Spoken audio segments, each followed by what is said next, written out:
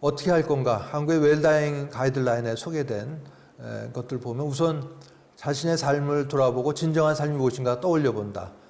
또 그 주변 정리를 안 하면 가족들한테 굉장히 폐를 끼치게 되기 때문에 가족의 누가 되지 않게 주변을 잘 정리한다. 또 마무리한 데 인간 관계에 있으면 그 사람과 화해를 하고 사람을 만날 수가 없다면 마음속에서라도 마친 마음을 풀고 털어낸다 이렇게 얘기를 합니다. 또 종교가 있다면은 신앙생활에 더 충실히 임한다. 종교가 없을 경우에 꼭 종교를 가질 필요는 없겠습니다. 종교가 있다면은 충실하겠지만 종교가 없더라도 얼마든지 이러한 아름다운 마무리를 잘 할 수 있기 때문이죠.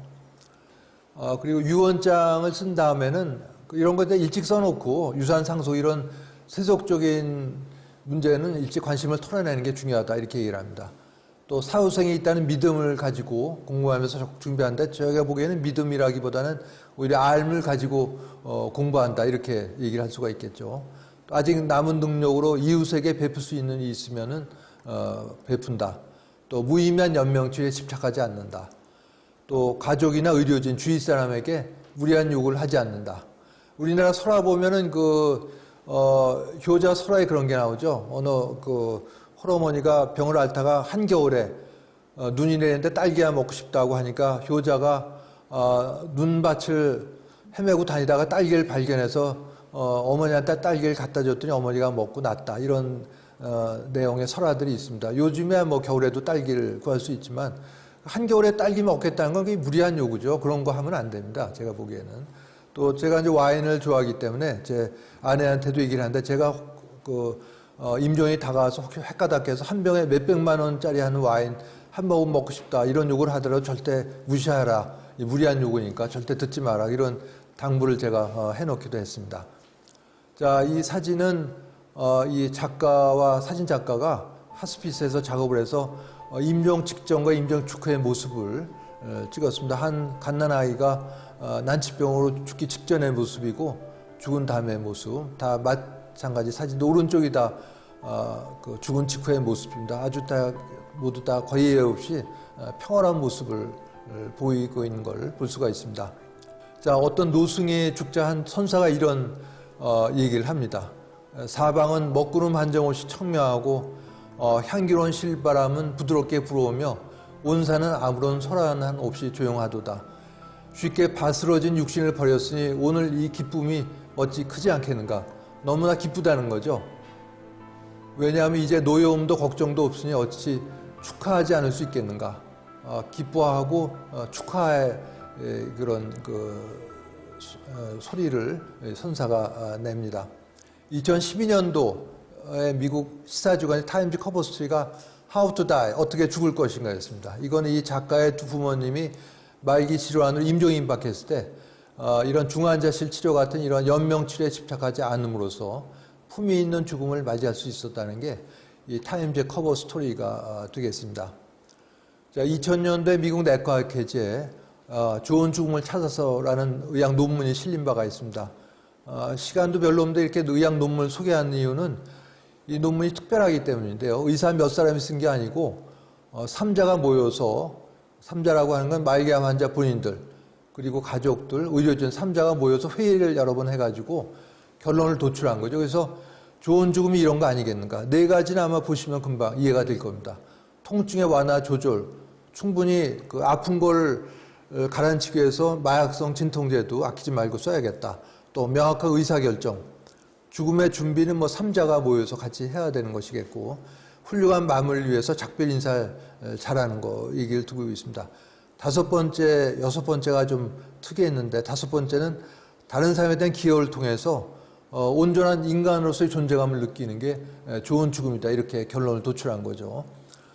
자, 2008년도에 미국 배우 폴 뉴만이 세상을 떠났습니다. 폐암으로 방사선 치료를 받다가 더 이상 효과가 없자 중환자실로 가는 대신에 집으로 돌아와서 가족들이 지켜보는 가운데 세상을 떠났습니다. 여기까지는 그냥 유명인의 부고 정도 되겠는데 폴 뉴만이 한 특별한 일이 있습니다. 워낙 이 젊을 때부터 요리하기를 좋아했는데 어느 날 친구가 좀 본격적으로 해보라고 그랬더니 이러한 식품 회사를 차립니다. 유기농 또 유해한 재료를 전혀 쓰지 않는 샐러드 드레싱, 스파게티 소스 이런 걸 만든 회사를 차리게 되는데 이거가 첫 해에 굉장히 큰 수익을 내죠. 그래서 첫 해부터 이거를 자선단체 기부를 하기 시작합니다. 그 뒤 28년 동안 한 3천억에 해당되는 돈을 미국의 30개 주, 미국 밖에는 28개의 나라에 난치병 어린이 환자 치료를 위해서 기부를 하게 됩니다. 특이한 거는 수익금을 쌓아놓지 않았고 매년 연말이 되면은 수익금을 자선단체에 기부를 하고 새해가 되면 또 은행에서 대출을 받는 방식으로 기부를 해왔는데 또 첫째 부인과의 사이에는 아들이 마약 관련 사고로 죽자 마약 퇴치 운동을 위해서도 열심히 사회 활동을 했다고 합니다. 이걸 보면서 참으로 좋은 죽음이다 하는 것을 제가 느낄 수가 있었습니다. 자, 끝으로 좋은 죽음을 보여주는 이런 영화 한 편을 소개해 드릴 텐데요. 이 이끼루란 영화는 일본 말로 살다 살아 있음인데 제목과 다르게 내용은 죽는 내용입니다. 일본의 유명한 구로사 아키라 감독의 70년이 다 된 영화입니다. 영화 상도 많이 받고 10대 명화에 꼽히기도 했는데 주인공은 시청 직원입니다. 정년까지 무사한이라는 삶을 살았던 그러다가 속이 아파 그 병원에 가봤더니 위장약 먹으며 지내다가 위암이 다 퍼져서 이 수술할 수 없고 반년밖에 못 산다 이런 시한부 선고를 받게 되죠. 그래서 이걸 받은 직후에 술도 마셔보고 도박도 해보지 마음에 공허함을 채울 길이 없습니다. 밑에 직원 보고는 30년 동안 뭘 했는지 생각이 안 나고 그냥 매일 바빴다는 기억밖에 없다 이렇게 털어놓습니다. 이건 아마 이 영화의 장면뿐만이 아니라 현대인들에게도 물어보면 이런 얘기하는 사람이 많을 겁니다. 20년 동안 혹은 30년 동안 뭘 했는지 생각이 안 나고 그냥 매일 바빴다는 기억밖에 없다 이렇게 털어놓는 현대인들이 아마 상당히 많을 거라고 생각합니다. 그러면서 죽기 전에 어떤 일이든 하고 죽어야 하는데 뭔지 모르겠어 하다가 그 다음 장면에서 마치 꺼져가던 장작더미에 불이 지피오르듯이 눈동자가 반짝이면서 뭔가 아이디어가 떠오른 거죠. 그래서 그 방치해놨던 주민민원 서류를 재검토하게 됩니다. 사무실에 돌아와서 이게 바로 자기 담당 구역 내 이런 버려진 공터가 있고 여기에 웅덩이가 깊게 패여 있어서 비가 많이 오면 물웅덩이가 깊게 고이게 되고 파리목이 들끓으니까 이걸 공원으로 만들어 달라는 게 주민들의 수원 사업인데 진행이 되질 않습니다. 왜냐하면은 7개가 되는 과가 관여하기 때문에 이쪽 가면 저쪽 가라고 그러고 이쪽에는 또 저쪽 가라고 그러고 뺑뺑이 돌리니까 몇 년째 제자리 걸음이었던 거죠. 이걸 주인공이 직접 나서서 담당 과장이 결제 도장을 찍어주기 전까지는 자리에서 일하지 않는 방법으로 하나씩 승인을 받아내게 됩니다. 그러다가 이제 조직폭력배 협박도 받게 되죠. 마을의 사학가가 여기다가 식당갈 열 계획을 세우게 되고 정면 충돌하게 되니까 조직폭력배를 시켜서 협박을 합니다. 영화 대사에는 안 나옵니다만 주인공이 나는 내일 모레 죽을 사람인데 나보고 죽이겠다는 게 협박이 되나 이렇게 생각하지 않았을까 제가 추측을 해보기도 했습니다.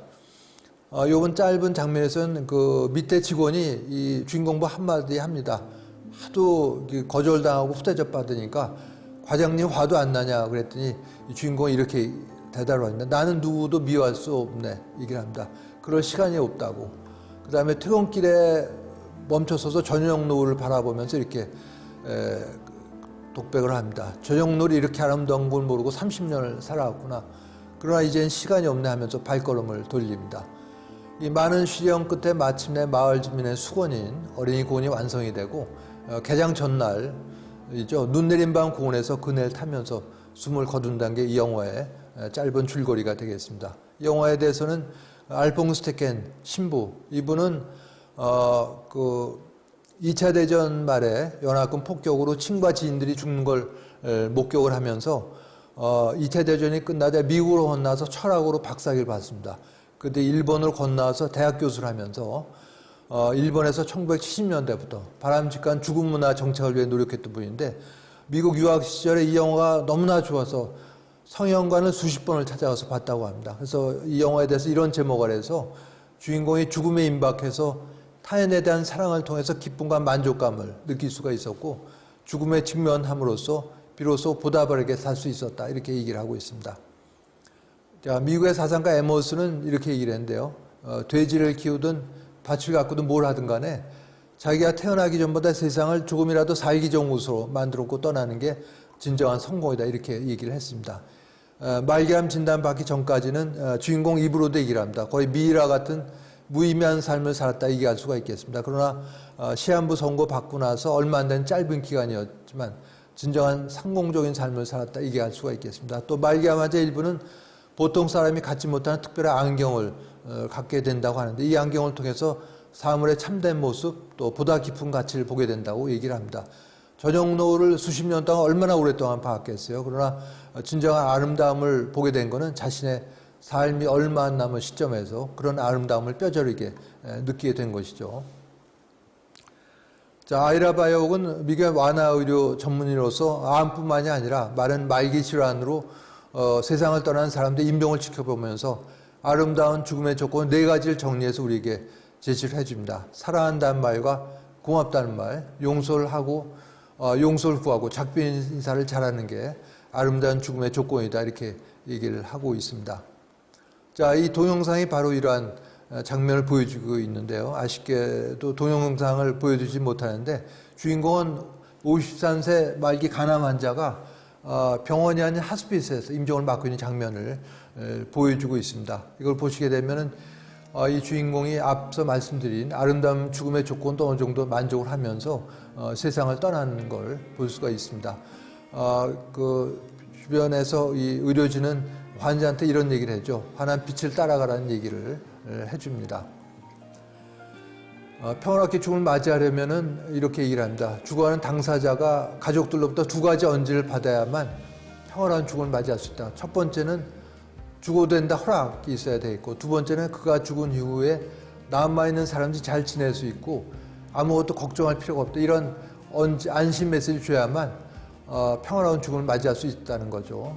그래서 이걸 위해서 당사자에게 죽어간다 일찍 말하고 또 손실의 고통에 정면으로 대응하는 게 무엇보다 중요하다 얘기를 합니다. 감추고 숨기고 해가지고는 이런 안심 메시지를 줄 수가 없다 이렇게 얘기를 합니다.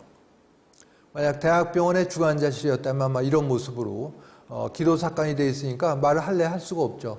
가족과 격리돼서 아마 새벽 2시쯤 혼자 세상을 외롭고 쓸쓸하게 떠났을 겁니다. 자, 제가 몇 년 전에 간암 말기로 임종임박한 남편을 간병하고 있는 어떤 여자분하고 남동생 위해서 이런 강의를 한 적이 있습니다. 청중이 2명인 강의였었는데 이분은 여보 제발 죽지 말고 절 떠나지 마세요 하고 남편을 붙들고 있었는데 오늘 말씀드렸던 이런 강의를 듣고 나서는 생각이 바뀌어서 여보 내 걱정 말고 아프지 않은 곳 어서 가세요 이렇게 얘기를 했다고 합니다. 그랬더니 이 말을 듣고 고통으로 일그러졌던 남편 얼굴이 편안해지면서 바로 떠나가더라. 장례식 끝나고 한 달 지나서 만났을 때 당시의 상황을 저에게 공유해 줬습니다.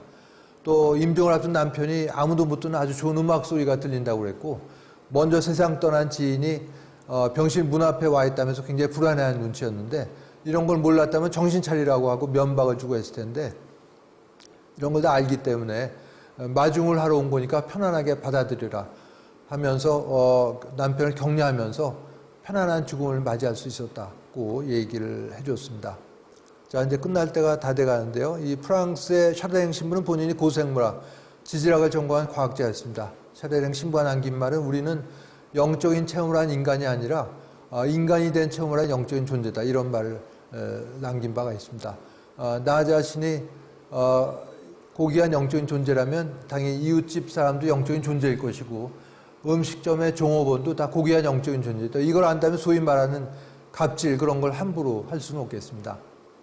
자, 오늘은 그 죽음과 관련해서 일어난 중요한 영적인 현상인 근사체험, 삶의 종말체험을 말씀드렸는데 이걸 보면은 죽음이 꽉 막힌 벽, 즉 소멸이 아니라 열린 문, 즉 옮겨갑니다 하는 것을 어느 정도 충분히 이해를 하셨으리라고 생각합니다. 말기암 환자처럼 죽음이 임박한 사람이 느끼는 가장 큰 공포는 자기가 죽어서 소멸한다는 건데 그게 아니란 걸, 즉 소멸한 게 아니란 걸 알려주기 때문에 말기암 환자가 갖는 죽음에 대한 불안과 공포를 덜어줄 수 있는 중요한 알미다 얘기할 수가 있겠습니다. 또 우리나라 통계청 자료에 의하면은 우리나라 젊은 층 10대, 20대, 30대 사망 원인 1위가 자살입니다. 또 노인 연령층의 자살도 OECD 국가 1위죠. 젊은 층, 노인층에서의 자살하는 가장 큰 이유는 죽으면 끝이라는 생각을 갖고 있기 때문인데 죽으면 절대로 끝이 아니라는 걸 알려주는 게 무엇보다 중요합니다. 자살로 몰고 왔던 그런 난감한 상황이 소멸되는 게 없어지는 게 아니고 그대로 갖고 가는 거죠. 아까 육체가 없어졌더라도 의식은 유지된다는 걸 얘기 드렸기 때문에 또 육체가 있어야만 그 어려운 상황을 해결하기 위해서 당사자들하고 대화도 하고 경우에 따라 싸우기도 하면서 풀어나가야 될 텐데 어려운 상황, 난감한 상황은 그대로 가져가고 또 해결동은 없어져 버리는 아주 더 곤란한 상황에 빠진다 이런 걸 얘기를 해줘야만 이런 효과적인 자살 예방 교육이 이루어질 수가 있겠습니다.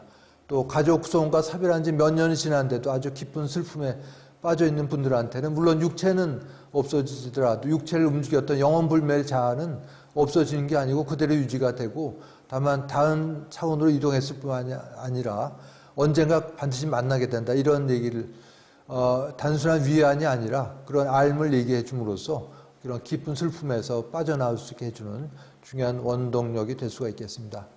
자, 이건 10년 전에 제 큰딸이 미국 동물 여행할 때 뉴욕의 월스트리트를 갔을 때 만났던 광경을 사진 찍어 보내줬습니다.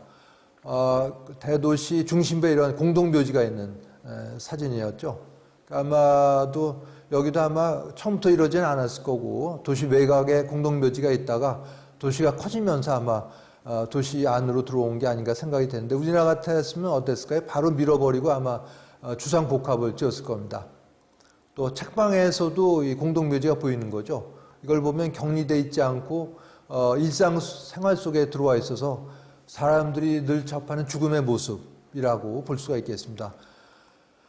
우리나라의 건축가 승효상 선생이 이렇게 얘기했는데 우리는 묘지가 일상 가까이에 없어서 도시가 경건하지 못하다 이런 얘기를 말을 한 바가 있습니다. 몇 년 전 일간한 10m 기사입니다. 사는 게 버겁거든 공동묘지 걸어보라 이런 제목으로 공동묘지에 가면 안 그럴 것 같은데 오히려 삶에 긍정적인 변화가 생긴다고 얘기를 합니다. 그러면서 자신과 남에 대한 해악을 최소화하는 생각, 자세를 갖게 된다는 거죠. 인생의 전반적인 목표, 가치의 우선순위도 다시 매기게 되고 또 가족에 대한 애틋함도 증가해서 오히려 술, 담배 줄이고 건강을 챙기는 쪽으로 반응하게 된다 얘기를 합니다. 또 남에 대한 배려심도 깊어진다고 얘기하는데 심리학 실험입니다. 묘지 안에 있는 사람, 밖에 있는 사람 대상으로 심리학 실험인데 뭘 했냐면 노트북을 들고 있다가 떨어뜨릴 때 누가 많이 도와주나 봤더니 묘지 안에 있는 사람들이 40%나 더 많이 도와주더라. 이런 심리학 실험도 있고 또 공동묘지를 정기적으로 산책하는 사람은 타인에 대한 배려도 증가해서 더 많이 도와준다는 거죠. 우리는 낯선 사람을 만나게 되면 되게 경계하고 이러는데 공동묘지 정기적으로 도는 사람은 그런 사람을 좀 더 많이 도와주려는 그런 배려를 더 많이 하게 된다고 얘기합니다. 이런 것들이 아마 죽음에 대한 자각이 높아지면서 이런 인내심, 평등의식, 또 감정이입, 또 평화주의에 대한 동기부여가 되면서 이런 행동의 원인이 되는 게 아닌가 이렇게 이제 해석을 하는 것이죠.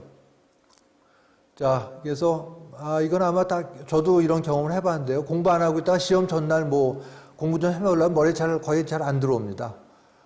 이거 마찬가지죠. 죽음에 대한 준비 하나도 안 하고 있다가 죽음이 임박해서 뭐 좀 알아보려면 머리에 잘 안 들어오는 거죠. 이런 건 미리미리 평소에 공부를 해야 학년말 시험도 잘 볼 수 있듯이 우리의 죽음이라고 하는 것도 안 하고 있다가 임박해서 뭘 하는 것보다는 평소에 이런 죽음 준비를 하는 게 얼마나 중요한지를 잘 알 수가 있겠습니다. 자, 조병화 시인의 시인데요. 끝에 이런 귀절이 나옵니다. 묵은 이 의자를 비워드리죠. 먼 옛날 어느 분이 내게 물려주듯이 지금 어둠에쯤 아침을 몰고 오는 어린 분이 계시옵니다 하면서 그분을 위해서 묵은 의자를 비워드리겠습니다. 이런 귀절이 나옵니다. 그러나 이제 묵은 의자보다 이런 최신형 의자를 구입해서 물려주면 훨씬 더 오고 있는 분한테 훨씬 더 좋은 일이 또 바람직한 일이 되겠습니다. 자, 이 사진은 제가 2008년도에 폐렴을 앓고 나서 찍은 사진입니다. 이때의 상황이 제가 오랫동안 중단했던 수영을 6개월 정도 해서 폐활량도 늘고 아주 몸 컨디션이 좋은 상태인데 갑자기 숨이 차서 사진을 찍어봤더니 폐렴이란 진단이 왔습니다. 4월 뒤에 제가 출국을 해서 외국 학회에서 좌장을 맡으면서 진행도 했어야 되는데 그래서 출국을 다 포기하고 폐렴 치료를 받았습니다. 그래서 그때 아마 무리해서 나갔으면은, 출국했으면은, 폐렴이 더 심해졌고 아마 귀국행 비행기를 타지 못해서 아마 오늘 강의도 할 수 없었을 텐데, 다 포기하고 치료를 받았는데, 그래서 밀려놓은 걸 하자. 그래서 그 영정 사진을 찍었습니다. 오랫동안 안 찍었던, 생각만 하고 있다 영정 사진을 찍었는데, 그래서 뭐 근엄하게 찍을 게 아니라 좋은 걸 하고 찍자 해서 와인잔 들고 이런 사진을 찍었는데, 이 사진에 대해서는 후에 또 비판도 있었습니다. 뭐 특정한 와인을 강조한 게 아니냐 이런 비판도 있었습니다. 자, 이게 10년 뒤에 찍은 사진이죠. 제가 방광암 진단을 받고 수술 받기 2달 전에 항암 치료를 받던 중에 사진입니다. 얼굴이 항암 치료를 받아서 퉁퉁 붓고 한 모습을 볼 수가 있습니다. 그래서 이제 이런 죽음도 저한테도 이제 강 건너 불구경 할 수 있는 게 아니라 발등에 불로 떨어졌다 하는 것을 말씀드릴 수가 있습니다. 자, 우리가 우리 모두가 몇십 년 삶을 살고 소멸해버리는 일회성 삶을 살고 사라진 존재가 아니라 이번에 지구별에 와서 학교를 졸업하는 거라고 할 수가 있겠습니다. 여러 가지 준비가 있겠지만 준비 중에 하나가 이제 수의를 몇 달 전에 구입을 했죠. 아내하고 둘이 수의를 구입했는데, 저도 그 전에 그냥 평상복 입고 하면 화장관에 들어가는 게 좋지 않겠는가 했는데, 평상복의 경우에는 우선 화학 섬유가 있고 또 플라스틱 단추를 태우게 되면은 다이옥신 같은 공해 물질도 생기니까 별로 환경에 좋지 않을 것 같아서 그냥 면으로 된 수의를 하는 게 그러한 환경에 의해서 좋겠다 해서 비교적 저렴한 가격에 이런 수의를 구입해서 주변에 두고 있는데, 여러 가지 세속적인 일로 마음이 심란하거나 할 때 이 수의를 들여다보면 그런 걸 진정시켜주는 아주 좋은 효과가 있습니다. 또 여행용 가방은 가져가는 건 아니지만 눈에 보이지 않는 뭔가를 가져가게 되죠. 얼마 전에 재벌 회장이 세상을 떠났을 때 공술의 공수거라는 말이 한참 많이 회자됐는데, 공술의 공수거는 반은 맞는 말입니다. 태어날 때 아무것도 안 갖고 빈손으로 오고 빈손으로 가니까 그럴 것 같지만 사실은 뭔가를 갖고 떠나는 거죠. 눈에 보이지 않는 여행용 가방에다가 이번 생에서 쌓은 지혜, 노력, 배려, 또 타인에 대한 선행, 수양 이런 거를 싸갖고 가는 겁니다. 재벌의 회장은 뭘 싸갖고 갔을까 이런 생각을 해봤습니다. 또 이걸 갖고 태어나기 때문에 빈손으로 태어나는 것 같지만 그게 아니고 이전의 삶에서 쌓았던 이런 것들을 갖고 태어나는 거죠. 자, 리처드 바크라는 사람이 쓴 갈매기의 꿈에 나오는 한 문장을 소개해 드립니다. 우리가 먹는 일보다 또 서로 다투는 일보다 무리 중에 권력을 차지하는 일보다 더 가치 있는 삶이 있다는 것에 대해 생각이 미치기까지 우리가 얼마나 많은 삶을 통과해야 하는가 이런 귀절이 나옵니다. 이 갈매기 꿈에서는 갈매기 조나단 리빙스턴이 다른 갈매기들은 다 어선 뒷공무를 쫓아다니면서 던져주는 생선 대가리 먹는 일에만 골몰해 있는데, 이 조나단 리빙스턴 갈매기는 높이 나는 법을 터득하기 위해서 노력을 하게 되죠. 고속으로 날고 하강하고 이런 나는 일에 몰두하게 됩니다. 거기에 나오는 귀절인데, 우리가 살아가는 목적은 완성을 발견하기 위함이라는 걸 깨닫고 그것을 추구하기까지 또다시 100번의 생을 거쳐야 할 거다, 이런 문장이 나옵니다. 우리의 삶이란 게 결국은 하나의 영적인 성장을 위함이라고 하는 것을 시사하는 문장이라고 할 수가 있겠습니다. 자, 이 조나단 리빙스턴 주인공 갈매기는 이 나는 법을 연마하는 동안에 다른 갈매기들은 어선에서 던져주는 생선 대가리 꽁지를 먹기에 바쁜 그런 모습을 보여주고 있습니다. 자, 그리스인 졸발 썼던 작가 니코스 카잔차키스가 쓴 메모입니다. 임종 직전에 쓴 메모인데, 나는 이제 연장을 거두고 집으로 돌아간다. 하지만 그것은 두렵거나 지쳤기 때문이 아니라 단지 해가 저물었기 때문이다. 이런 메모를 쓰고 죽음을 맞았다고 합니다. 자, 이제 마지막 슬라이드인데요. 이 사진은 아까 소개되었던 유진 스미스가 1946년에 찍은 Walk into the Paradise Garden이라는 작품입니다. 자신의 두 자녀가 걸어가는 뒷모습을 찍은 것이죠. 뭐 연출한 게 아니고 있는 그대로 찍었는데, 그래서 저는 이 사진을 죽음은 소멸이 아닌 옮겨갑니다, 이걸 얘기할 때 이 사진을 즐겨서 인용하고 합니다. 우리가 옮겨가기 전에, 즉 육신을 벗어나기 전에 해야 될 일은 충만한 삶을 사는 것인데, 이런 방법을 권합니다. 마음이 원하는 걸 놓치지 않는 방법으로 어깨 위에 가상의 새가 앉아있다고 가정하고 매일 새한테 물어보는 거죠. 아침에 일어나면은 새한테 물어봅니다. 오늘이 내가 죽는 날이냐 새야, 준비됐니? 바랐던 대로 인생을 살았니? 되고 싶던 사람이 됐냐 하면서 매일매일 가상의 새한테 물어봄으로써 마음이 원하는 걸 놓치지 않고 매일 충만한 삶을 살 수 있겠다, 이렇게 권하고 있습니다. 2014년도에 제가 네이버 캐스트라는 데다가 죽음 또 하나의 시하고 이런 11개의 칼럼을 썼습니다. 오늘은 시간 관계상 근사체험, 또 삶의 종말체험 이런 것만 조금 말씀드렸는데, 안락사 문제라든가 또 자살 문제, 자살하면 왜 안 되는지, 죽음 후 이런 것까지 따로 뭐 시간 내실 필요도 없고 비용도 안 들고 갖고 계신 스마트폰 클릭해서 짜투리 시간에 이런 것들을 혼자 공부를 해나갈 수가 있겠습니다. 또 몇 달 전에 그 윤화방송에서 했던 이 강좌는 주제가 사후세계, 즉 죽음 그 후에 대한 거였는데, 이걸 5번을 나눠서 유튜브에 올린 게 있습니다. 제일 긴 게 30분 정도, 보통 한 20여 분 되니까 이것도 길지 않은 시간, 짜투리 시간 이용해서 여러분들 죽음 그 후는 어떻게 된가도 보실 수가 있겠습니다. 네, 장시간 들어주시느라고 수고 많으셨습니다. 네, 감사합니다.